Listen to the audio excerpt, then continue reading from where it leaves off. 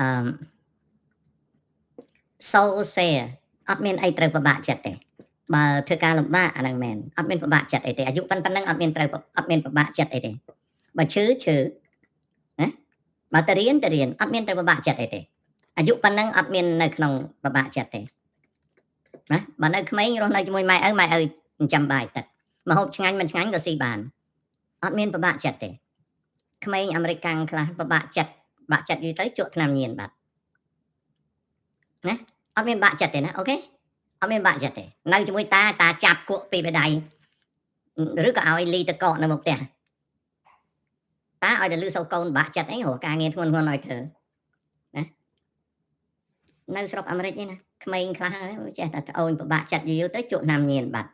បើស្រីវិញតែមានប្រុសឈ្មោលកើតកូនអាយុ4 10ឆ្នាំអីអត់មានទេអត់មានមកពិបាកចិត្តអីទេអត់មានទេអាយុប៉ុណ្ណឹងអត់មានពិបាកចិត្តទេបើឈឺក៏ចាំឈឺបើប្រឡងធ្លាក់ឲ្យចាំប្រឡងធ្លាក់អត់មានបាក់ចិត្តទេណាចាឯងដឹងឯងធ្វើជាមនុស្សត្រូវរឹងប៉ឹងឡើងចាអត់មានទេកុំដើរប្រាប់គេថាពិបាកចិត្តខ្មាស់គេ